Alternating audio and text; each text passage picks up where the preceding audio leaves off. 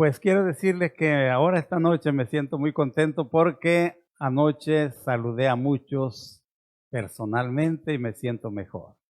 Y pienso hacerlo cada noche porque así se siente uno identificado, pues más cerca, más íntimo. Yo creo que se necesita eso. Pues ya anunciaron esta noche.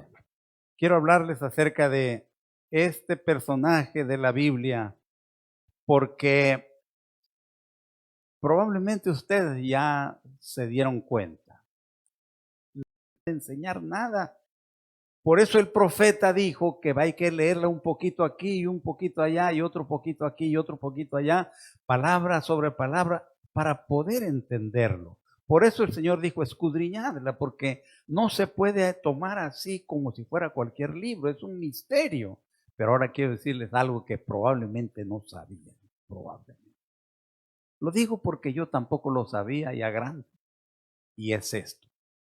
Dios en su palabra, por su sabiduría y sabiendo seguramente cómo es mejor para comunicar lo que quiere comunicar, en su palabra enseña a través de vidas, a través de personas, a través de eventos históricos, a través de acontecimientos, a través de momentos que tienen una enseñanza que Él utiliza.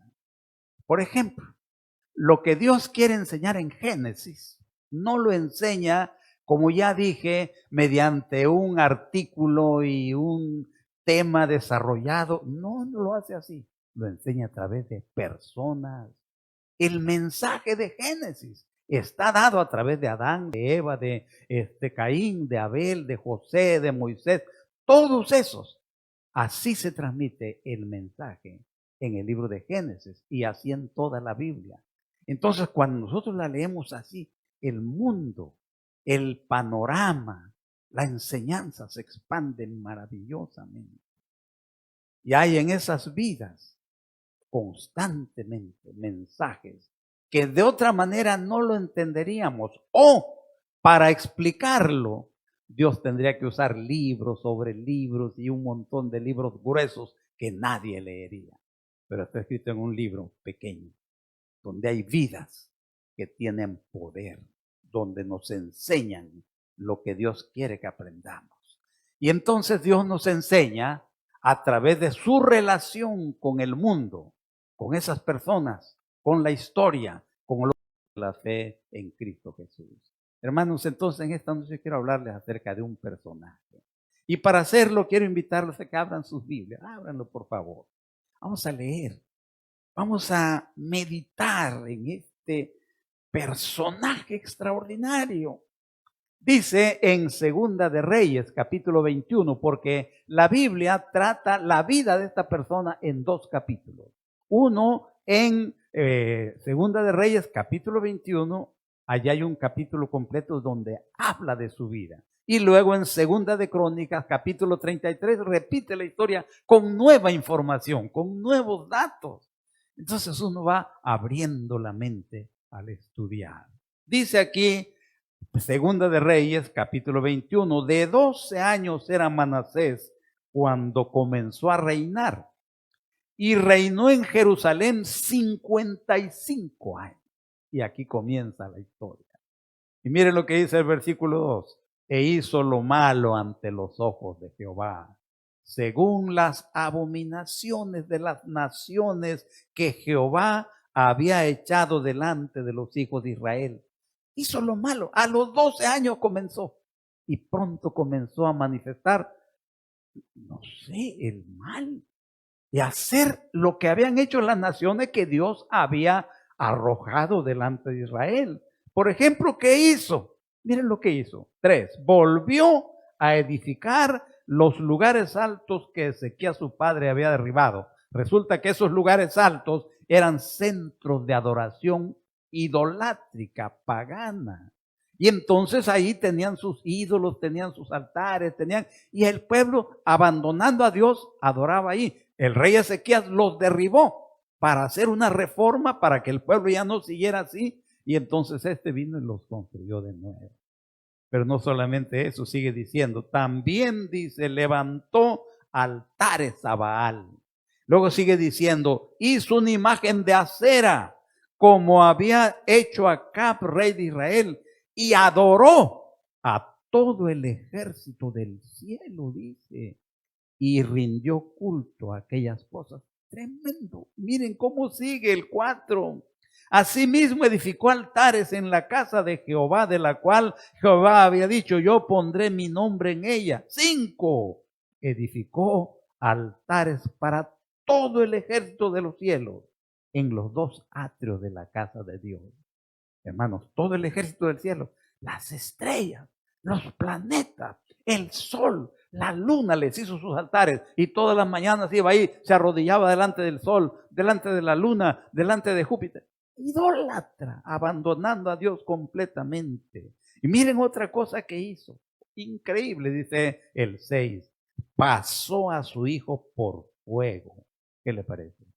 Participó del culto idólatra de Moloch, un monstruo, un ídolo con cabeza de becerro, cuerpo de cerdo, hecho de bronce, que tenía ahí hueco el cuerpo, le echaban leña adentro, le prendían fuego y el fuego salía por las orejas, por los ojos, por la boca, por la nariz y se ponía rojo vivo y traían niños inocentes, bebés, y se lo ponían en los brazos al ídolo y ahí se quemaban los niños vivos. Y él puso a sus hijos ahí. Todo eso hizo. Luego sigue diciendo también, e instituyó, dice, se dio a conocer los tiempos, fue agorero, instituyó encantadores y adivinos, multiplicó hacer lo malo en los ojos de Jehová. Pero fíjese lo que puse aquí en mi Biblia, una notita, el pecado capital que cometió en el versículo 7. Miren lo que dice, puso una imagen de acera que él había hecho en la casa de Jehová. ¿Qué les parece? Hermanos, imagínense, en el templo de Dios, en el lugar santísimo, parece que donde estaba el arca, o por lo menos en el mismo lugar, él levantó una imagen de una diosa pagana que se llamaba Acera o Astarot, corrupta, perversa, cultos infames. Puso eso ahí. Hermanos, todo eso hizo Manasés. Hizo injusticia. Miren lo que dice, por ejemplo, el versículo 16.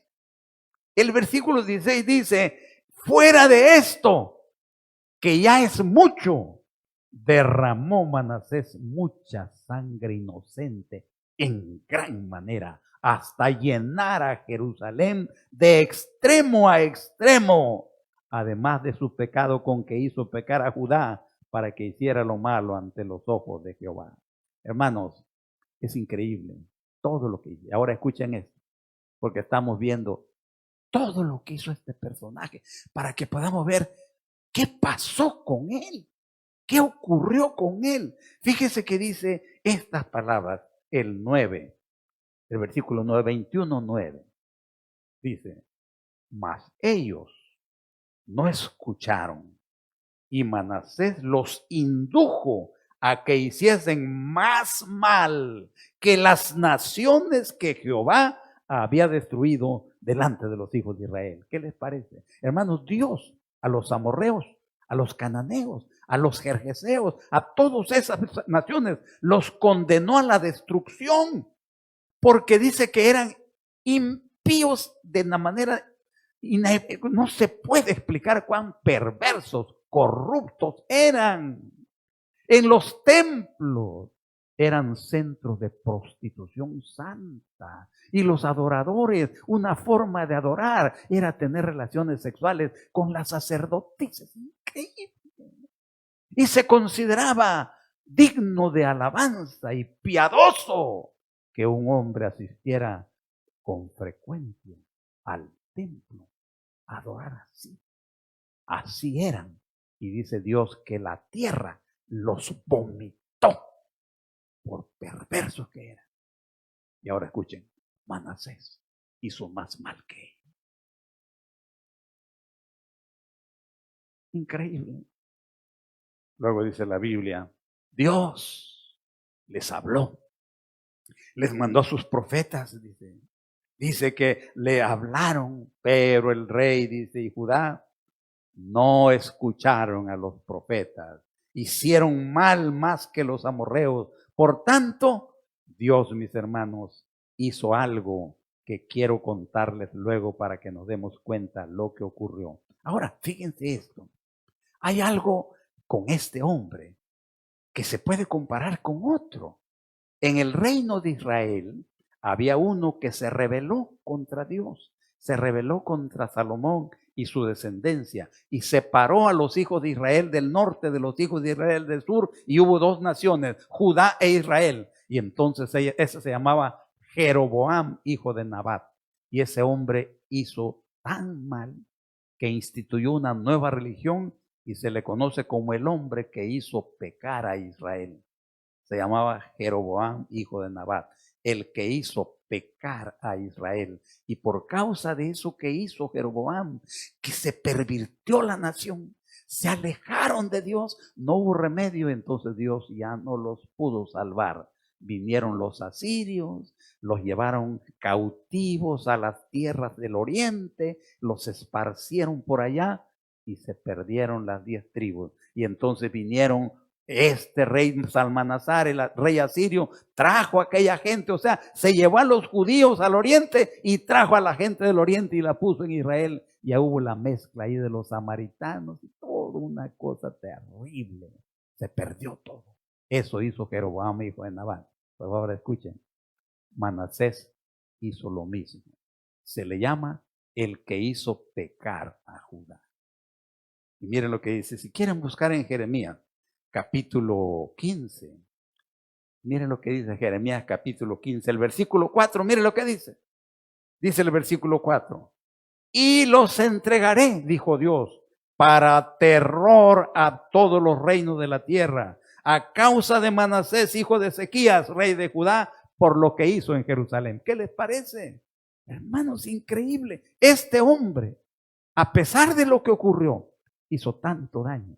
Sedujo a la nación, la enredó en la idolatría, en el pecado, en la corrupción, en la perversión, que lo alejó tanto de Dios que ya no se pudo renovar, no hubo una reforma, y entonces por causa de ellos, por causa de Manasés y lo que enseñó, Judá tuvo que ser llevada también cautivo. Dios no pudo hacer nada por ellos. Vinieron los babilonios, ya conocen la historia. Se llevaron cautivos a los judíos, a Babilonia, y la historia que conocemos. Ahora, pensando todo esto, tal vez conviene pensar un poquito. Ahora escuchen, ¿por qué le ocurrió esto a Manasés? Cuando su padre, el rey Ezequías, fue uno de los reyes más grandes que hubo, más fieles, más piadosos, que hizo reformas muy importantes para el pueblo, ayudó para que se reformara la nación y fue un modelo, una gran bendición. ¿Cómo es posible que este hombre, Ezequías, tuviera un hijo como este Manasés? ¿Por qué ocurre eso? ¿Por qué de una buena familia, de un buen padre, de una buena madre, de repente sale un hijo descarriado, rebelde, a veces perverso y desgraciadamente delincuente? ¿Por qué?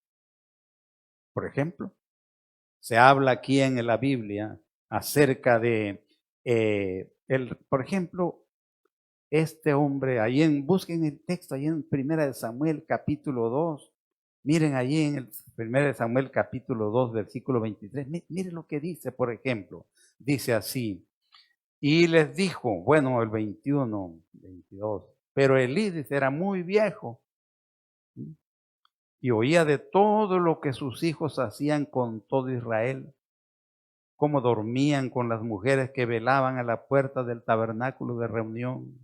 Les dijo, ¿por qué hacéis estas cosas, hijos? Yo oigo todo este pueblo de vuestros malos procederes. No, hijos míos, no es buena fama la que oigo de ustedes. Con lágrimas, suplicad, ¿por qué hacen así? No les enseñé eso, no les di ese ejemplo. Saben lo que deben hacer, ¿por qué son así? Pero miren lo que dice el 25. Miren lo que dice. El 25 dice, si pecare el hombre contra el hombre, los jueces le juzgarán. Pero si alguno peca contra Jehová, ¿quién rogará por él? Pero ellos, escuchen ahora, no oyeron la voz de su padre, porque Jehová había resuelto hacerlos morir. Oye, hermano, qué tremendo eso. Dios había resuelto hacerlos morir. Y lo mismo pasó con otros. ¿Por qué ocurre eso? Una buena pregunta. ¿Por qué ocurre eso? Y luego hay una pregunta, la más importante, y espero que no lo consideren irreverente. Pero yo quiero hacerles una pregunta, por ejemplo. ¿Qué les parece a ustedes? ¿Por qué ocurre que Dios creó seres perfectos, seres inteligentes, seres con discernimiento, con luz, puros, santos, perfectos? Y uno de ellos se separó, se rebeló, se apartó del camino, se rebeló contra Dios y se convirtió en Satanás, el adversario de Dios mortal.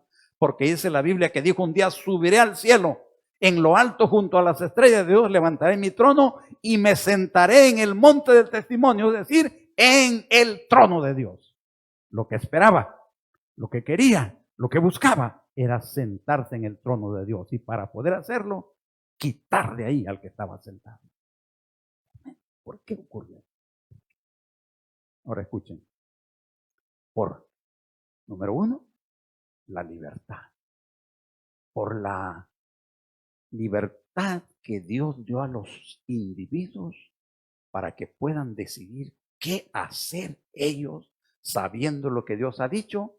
Y desgraciadamente, en el caso de Lucifer, inventando el mal, iniciando un proceso en el cual el centro de su interés, el centro de su amor a Dios, el respeto por Él, la alabanza a Él, la reverencia a Él, poco a poco fue quitándose de ahí hasta centrarlo en sí mismo, para amarse a sí mismo, para exaltarse a sí mismo, para glorificarse a sí mismo, y poco a poco hacer su voluntad, pervirtiéndose hasta que se convirtió en enemigo de Dios.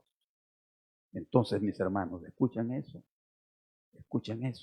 Manasés fue inmensamente perverso, pero su padre no tuvo la culpa.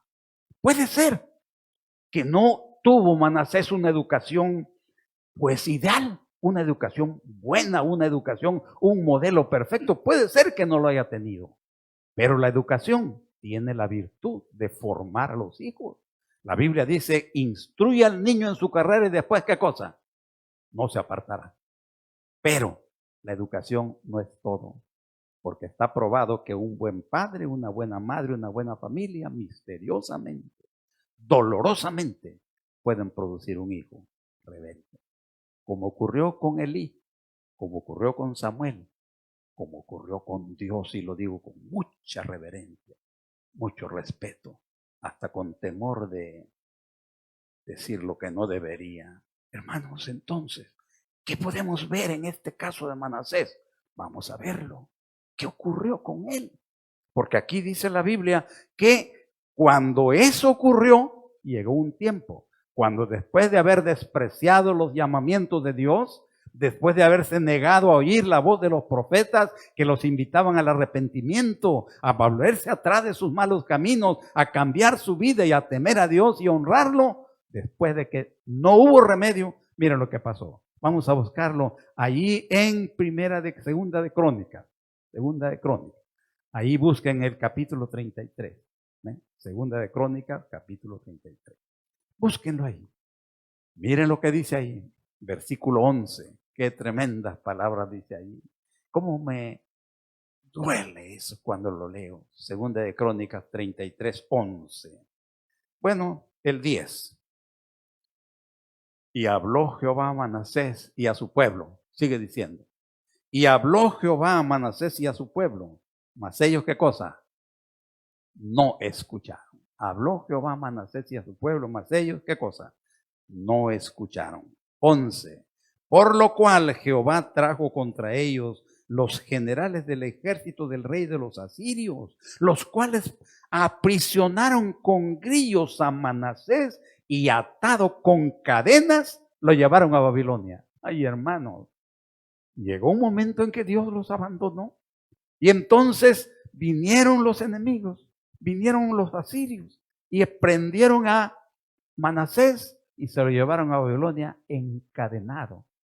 Imagínense, con grillos en los pies, arrastrando cadenas, caminando por el desierto. El rey que había crecido en el palacio, con sandalias de oro, respetado por todos, bien alimentado, vestido elegantemente, y ahora llevando, arrastrando cadenas, sufriendo los horrores del desierto. Dicen que los babilonios, los asirios, cuando llevaban a un pueblo cautivo, era horroroso. Miles morían en el camino.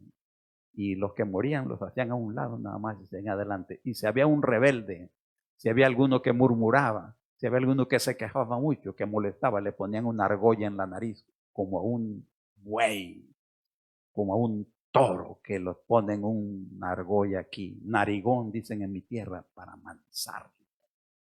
Sufrió Manasés. Y mis hermanos, fíjense lo que ocurrió cuando él entró en esa situación. Miren lo que dice. Dice el versículo 33, versículo 12. Miren lo que dice. 33, 12. Mas luego que fue puesto en angustias, oró a Jehová su Dios, humillado grandemente en la presencia del Dios de sus padres. ¿Qué le parece? Mis hermanos, cuando pasó por eso, cuando se dio cuenta, cuando comenzó a sufrir y empezó a sentir aquello, entonces, ¿qué pasó en su mente? Hermano, lo que estaba ahí oculto, lo que le habían enseñado y parecía que no había dado resultado, lo que le habían dado a entender con el ejemplo sus padres, lo que había oído en el templo, lo que había visto en los sacrificios en la casa de Dios, se convirtió en una realidad. Se dio cuenta, por eso estoy así. Se dio cuenta que él había violado todo eso, se había burlado de la misericordia de Dios, había ofendido gravemente a Dios, había derramado sangre inocente cuando comprendió todo eso. Seguramente el Espíritu Santo iluminó su mente, le dio una imagen de lo que era de verdad. Y el individuo orgulloso, soberbio, que había crecido con todas las ventajas, se humilló, se arrepintió, clamó a Dios por misericordia. Hermanos, ¿saben ustedes? Este pobrecito de Manasés probablemente era así porque en aquel tiempo parece que los reyes eran pues absolutos, tenían dominio de todo, hacían lo que querían, las leyes no los detenían a ellos, y entonces le pasó que teniendo todo el poder, todo el alcance de su mano, crecido con orgullo, no sentía ninguna compasión, no había sufrido nunca y por lo tanto no sentía nada. Por ejemplo, ¿saben ustedes lo que ha pasado últimamente? En Estados Unidos, en Inglaterra y en los países, pues, fluentes, ricos. ¿Saben lo que ha pasado? Grupos de jóvenes, de familias acomodadas, familias buenas, familias donde crecen los hijos muy elegantes, con todo. ¿Sabe qué pasa? Cuando se van al campo a pasear, a caminar, se ha encontrado y está creciendo eso. Encuentran un indigente, lo matan a pedrada. Entre risa, entre burla, lo matan a pedrada. Muerto, sin compasión, sin sentir nada, sin nada en su mente. Y aquí ocurrió hace poco. Y aquí dice que 3 de los padres de los hijos esos que hicieron eso, los padres los llevaron y los entregaron a la policía. Hermanos, ¿saben por qué? Porque nunca han sufrido, porque nunca han tenido problemas, Crecieron con todo al alcance de la mano, ricos, bien comidos, bien bebidos, bien vestidos, todo el tiempo con lujos, todo el tiempo con todo lo que necesitaban, padres, hogares, familias, casas, carros. Nunca sufrieron. Yo conozco una persona que nunca se subió a un autobús urbano. Nunca. ¿Por qué? Porque lo había tenido todo.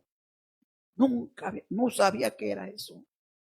¿Saben lo que dijo la reina María Antonieta de Francia? Cuando el pueblo de Francia se rebeló y hubo una rebelión y ella vio que gritaban que la Revolución Francesa.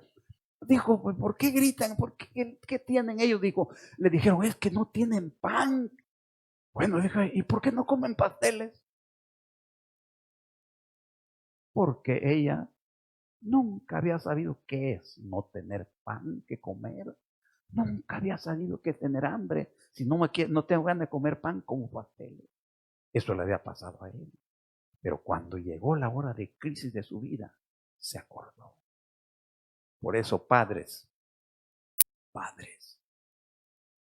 familias, amigos, eduquen bien a sus hijos. Enséñenles.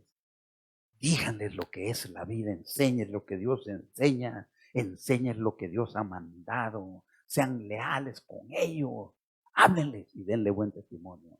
Si por desgracia se apartan, si por desgracia algo pasa, sigan pidiendo a Dios que los bendiga, para que cuando llegue el momento de crisis de su vida, como le ocurrió a Manasés, capaz que entonces abren los ojos y dicen, no, yo estoy aquí, pero sé dónde debo estar. Yo sé lo que es correcto. Yo sé lo que es la verdad. Ya sé dónde ir. Y antes de su último suspiro, van a buscar a Dios como Manasés.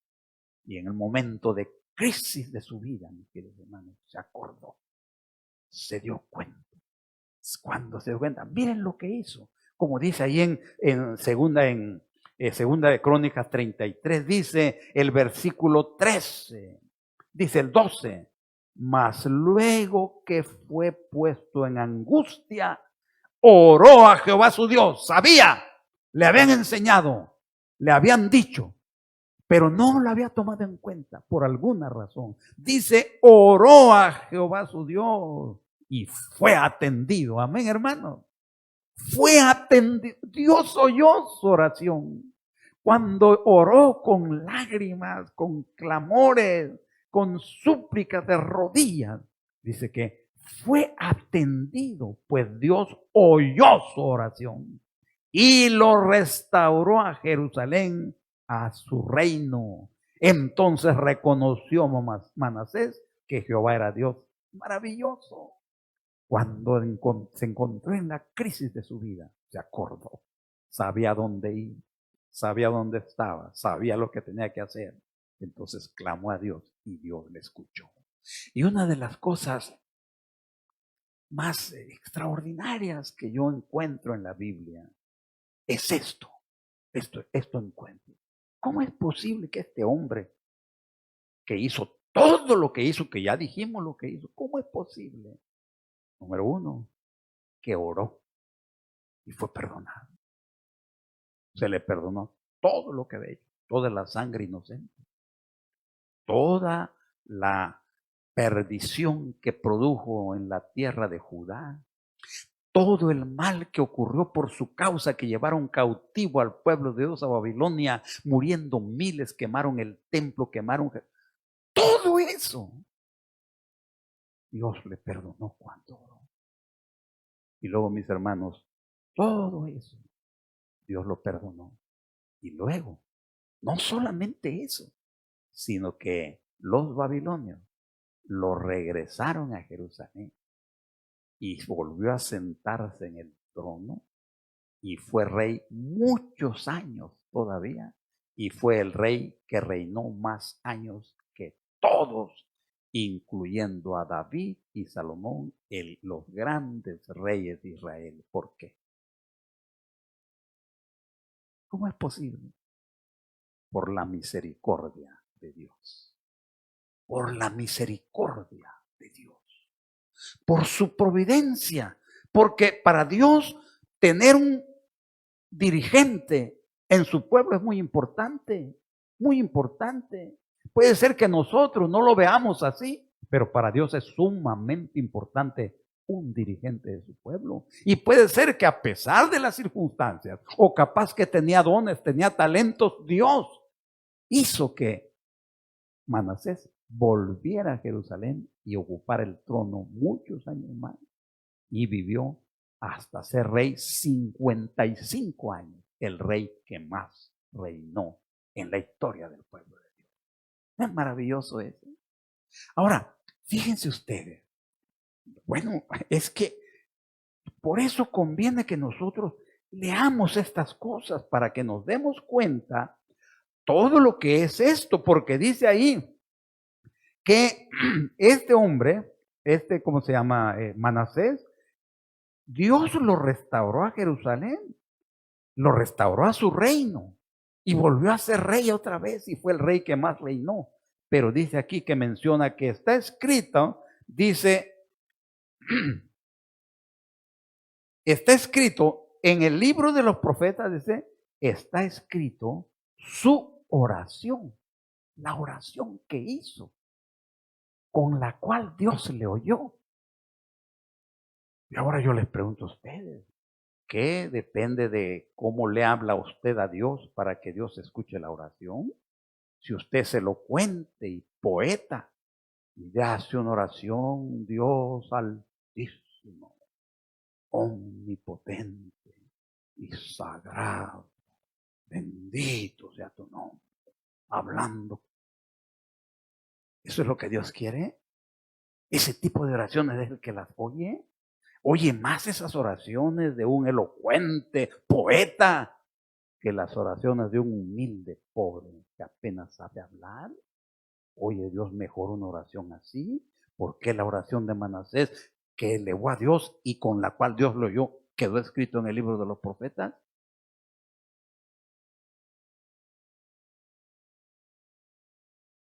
No, mis hermanos, porque Dios oye hasta la oración no expresada, solamente la intención, como el endemoniado gadareno que cuando vio a Jesús, el espíritu que había estado luchando, el espíritu de Dios que había estado luchando con el demonio y poseía el demonio la mente, pero había rayos de luz del Espíritu Santo que lo tenía poseído. Cuando vio a Jesús descender del templo, el Espíritu Santo seguramente le dijo, ese es el que te puede salvar, y vino corriendo, se arrodilló y quiso decirle al Señor, sálvame de esta esclavitud. Y en lugar de que pudiera hablar, el demonio que lo poseía, que poseía todos los músculos de la fonación, habló. Y él no pudo decir lo que quería. Pero Dios oyó su oración y lo libertó. Porque Dios no oye las oraciones elocuentes, no oye las oraciones bonitas y probablemente no le agraden. Le agradan las oraciones sinceras, humildes, de sus hijos que lo aman con todo su corazón, con toda su alma, y en medio de las crisis de su vida, le entregan su corazón y le piden misericordia.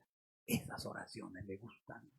Esas oraciones escucha, no las oraciones elocuentes, no las oraciones poéticas, no las oraciones que están en los libros de oración que escriben escritores experimentados. Qué bonitas oraciones, Señor, que se aprenden de memoria y las recitan con elocuencia. Yo soy la adoración del humilde que clama en su necesidad. Mis hermanos, entonces Dios escuchó la oración de Manasés, no por la oración elocuente que pronunció, sino porque lo buscó con todo su corazón, con toda su alma, comprendiendo perfectamente, este es Jehová. Dice, entonces entendió que era Jehová. Es que antes no había tenido esa experiencia, no se había dado cuenta, orgulloso, soberbio. Ya le digo, creció en el palacio, príncipe querido. Los príncipes tenían 5 o 6 personas que los atendían, o 10 o más. Y si movía una mano, alguien venía a ver por qué. Y todos venerado, adorado, con vestidos de oro con perlas preciosas, sandalias de oro. Orgulloso, nunca había experimentado el temor de Dios. Nunca le había dolido nada. Nunca había estado al borde de la muerte, menos padecer hambre, menos padecer sed. Pero cuando se dio cuenta, buscó a Dios, porque sabía quién era Jehová. Así es, mis queridos hermanos. Esa es la enseñanza que tenemos aquí. Y entonces Dios oyó su oración. Mis hermanos, no creo que yo haya pecado tanto como Manasés, pero reconozco que no he sido perfecto, puro e intachable. Y como el apóstol Pablo, me considero el primero de los pecadores. ¿Y usted?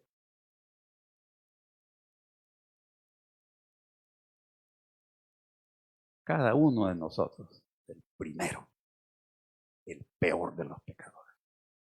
Porque cada uno de nosotros es responsable de la muerte de Cristo y culpable. Hay que buscar a Dios. Hay que arrodillarse delante de Él, confesarle los pecados, entregarle la vida y los que no se han bautizado, hacerlo. Porque así es lo que está enseñado. Yo los invito en esta noche, a los que no se han bautizado, pídanle al pastor, aquí está, pídanme a mí, porque es lo que hay que hacer, porque todos somos los peores pecadores, porque todos somos responsables de la muerte de Cristo. Y el que dice que no es pecador, entonces es mentiroso. Hermanos, ahora, ¿cómo repara una persona los males ocasionados? ¿Cómo hizo reparación Manasés de todo lo que hizo, de la vida de miles que murieron por su causa? ¿Qué nada más con una oración ya se arregló? ¿Y la sangre inocente? ¿Y las viudas? ¿Y los huérfanos que quedaron por causa de él? ¿No se cuentan? Ya se le perdonó, qué bonito, ya no te preocupes, eso deja. No, Señor. ¿Y los huérfanos? Yo soy huérfano. No conocí a mi padre. Y tengo el dolor que nunca ha sanado de oír que mis primos me decían, tú no tienes papá. Y ver que una vez teníamos jugando allá en mi pueblo, los niños humildes, pobres como nosotros, agarrábamos cuernos de vacas, de bueyes, y los amarramos con un yugo y ahí a arar. Y un día, pues como los bueyes de mi tío eran los únicos que conocía, pues cometí el error de ponerle el nombre de los bueyes de mi tío a mis bueyecitos de cuernos de vaca que hacía mi yunta. Me dijeron, no, no puedes, estos son de nosotros, tú no puedes poner eso.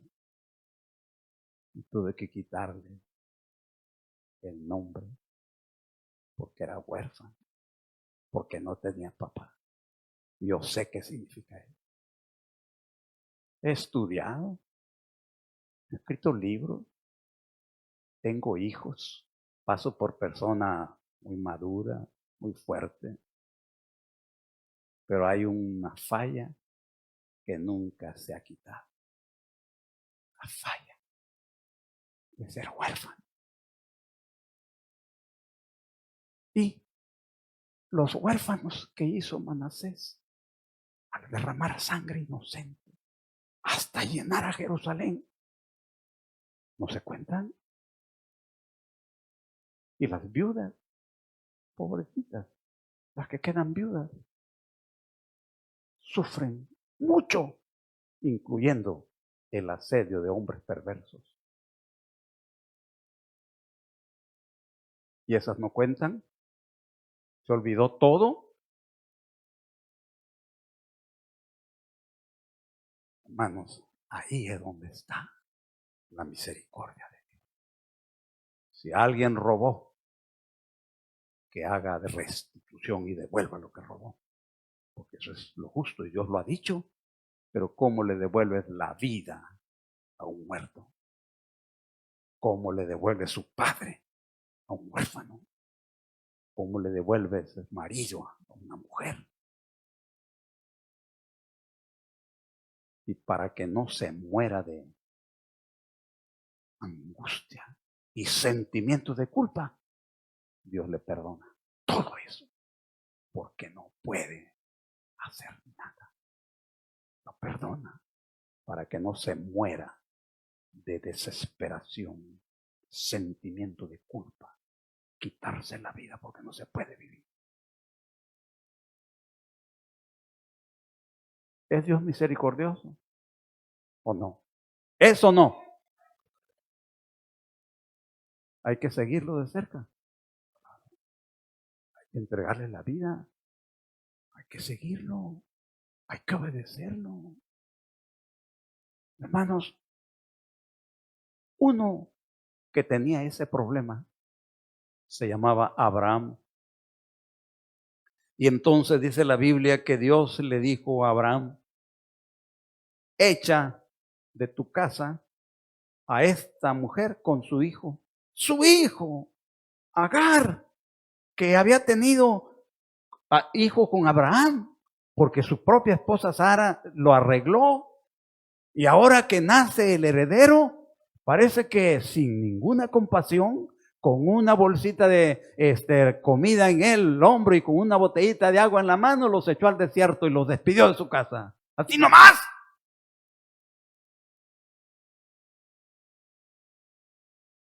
¿Cómo?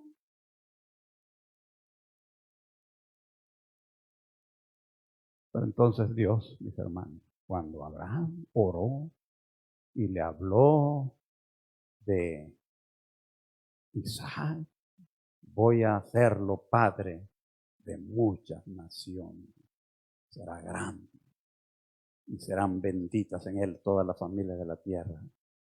Ismael, ¿qué pasó? Y le dijo le dijo Abraham a Dios, ojalá Ismael viva delante de ti. Lo tenía aquí, lo amaba. Y Dios le dijo, no te preocupes por Ismael, yo me voy a hacer cargo de él, porque yo soy padre de huérfanos y Dios de viudas.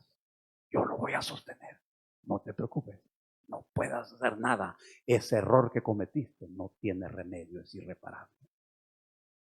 Le perdonó y le quitó la carga. Dios se encarga de los desastres cometidos por nuestra conducta por pura compasión, para no matarnos, para no destruirnos, para que no nos destruyamos de remordimiento. Perdóname, Señor. Olvídate, yo me encargo de Ismael. Yo me voy a encargar de él. ¿Comprenden, Señor? Por eso hay quienes dicen que el Dios del Antiguo Testamento es un Dios duro, es un Dios legalista, justiciero, duro, que manda matar, castiga a los pecadores. Pues sí, también el Dios del Nuevo Testamento no los castiga constantemente, pero los va a matar a todos en el día del juicio final.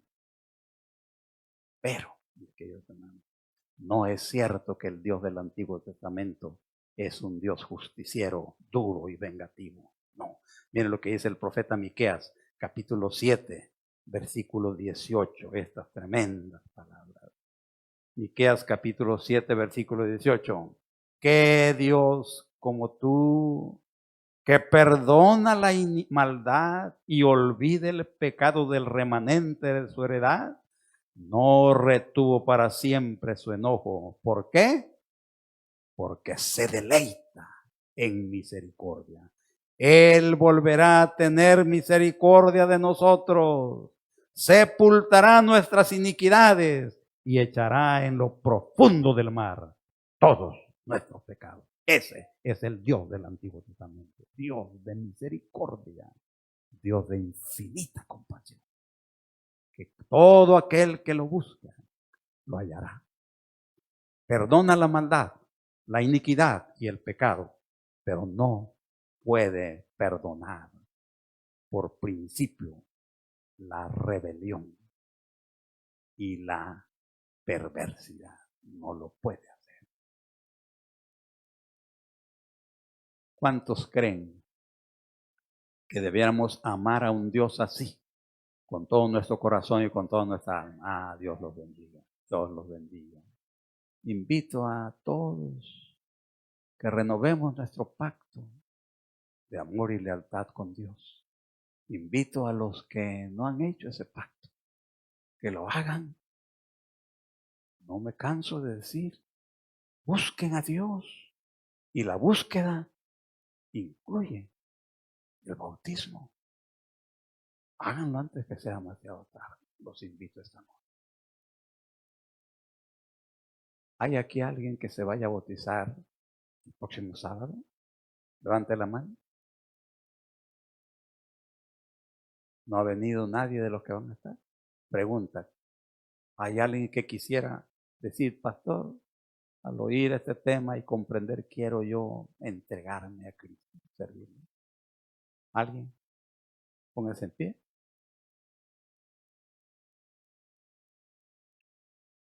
Me dijo el pastor que muchos de los candidatos que se van a bautizar, pues no siempre vinieron aquí y que algunos están en sus casas, en sus hogares, están trabajando por ellos. Yo quiero invitar a los que no se han decidido hacerlo, que lo hagan antes que sea demasiado tarde. Entonces vamos a colocarnos en pie para orar. Vamos a pedirle a Dios su bendición. Vamos a pedirle a Dios que nos acompañe, que nos bendiga, que nos tome en sus manos, que nos perdone nuestras faltas y nos acepte como sus hijos suyos. Y los invito a que hagan su decisión antes que sea demasiado tarde. Dios los bendiga. Vamos a inclinar nuestro rostro. Padre Santo, te agradecemos porque eres un Dios de infinita misericordia, que perdona la iniquidad, la rebelión y el pecado, que se olvida de los errores cometidos y los echa al profundo del mar para nunca más volverte a acordar de ellos. Te pido tu bendición, Señor, para cada uno de los que estamos aquí, que podamos recibir ese amor, esa misericordia, esa compasión, perdonando nuestros pecados, Señor. Escribe nuestro nombre en tu libro y cuando vengas en las nubes de los cielos, danos un lugar contigo en tu reino por toda la eternidad. Te pido tu bendición para cada uno de los que estamos aquí en esta noche, que nos lleves en paz a nuestros hogares y que nos recibas en tu seno, nos mantengas cerca de ti hasta el día cuando Cristo venga y tener el lugar que anhelamos en tu reino por toda la eternidad. Te lo pedimos en nombre de Jesús, nuestro Salvador. Amén. Amén. Dios los bendiga, mis queridos hermanos.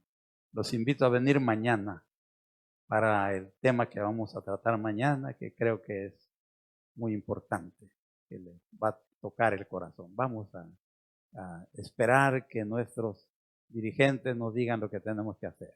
Dios los bendiga.